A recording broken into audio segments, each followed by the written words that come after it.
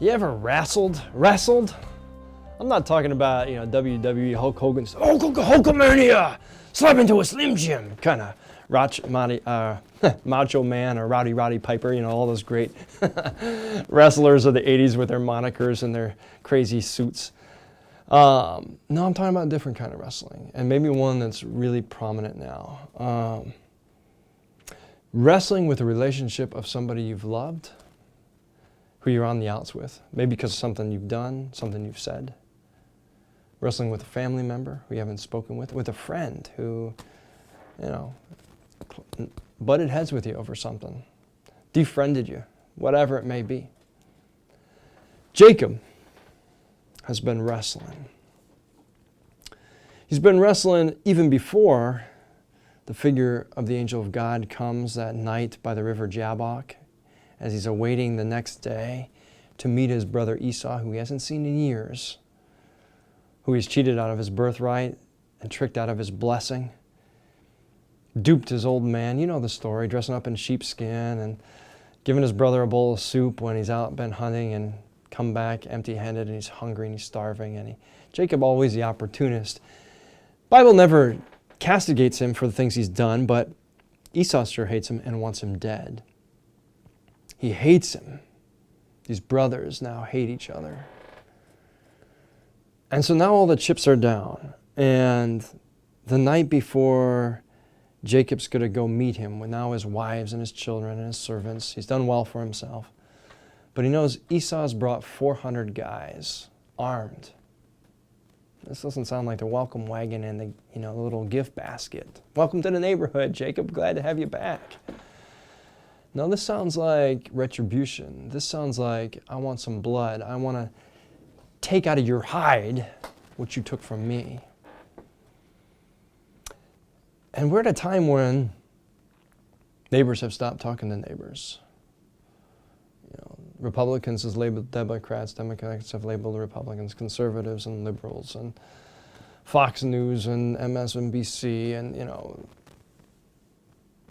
we have chosen our camps. So maybe all of us, in a way, is called like Jacob by the river's edge at Jabbok to do some wrestling.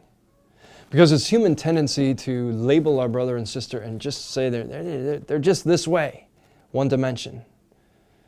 As if, any one person has all these kinds of ideologies and thoughts. And there's not something beautiful, something divine in each one of us that God calls us to see as brother and sister, calls us to wrestle with. The story of struggle between Jacob and his brother Esau is one of struggle with Edom and Israel as well, the nations they represent, peoples who are always at each other's throats, who are always feuding, always at enmity. And it's really a story of wrestling with God and how is our past shape and reconcile our future? Is reconciliation possible? Is forgiveness possible? Is there a way forward with my brother?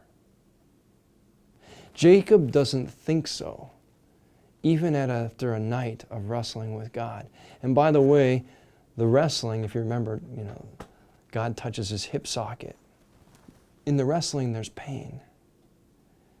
No change happens without it. But in the morning, after this wrestling with God, Jacob finds something unexpected. God's been at work, not just with him at the river, but with his brother. How else would any of us explain that his brother with all these armed men comes running, just like the prodigal son's father comes running off the porch? A guy who he's loathed and hated and who, let's face it, wants dead, somehow over the course of time and that night comes running to meet his brother, throws his arms around him, and weeps. How have we let it go this far?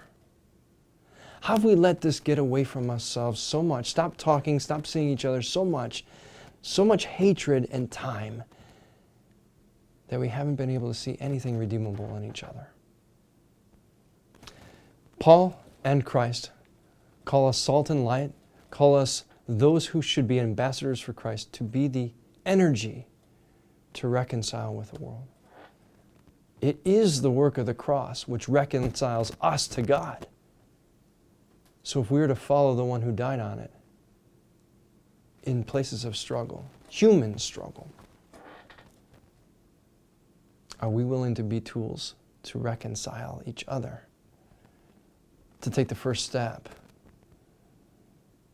to say, I'm sorry, to try with all heaven's light and God's Spirit to see that which we've been blind to in each other, and to start there. The world could use some reconciliation, some healing, and less giving up on each other. Because God doesn't give up on you or the neighbor you've said isn't worth my time anymore. So what does it mean for us to follow Christ into that struggle? I know I'm asking a lot. Because when I think of those people in my own life, I think, forget about it. But that's not the work of a disciple. It's not what Jesus says to Judas, or even to the Sanhedrin, even to the soldiers who nail him to the cross. Is it? May God's peace be with you in our struggles.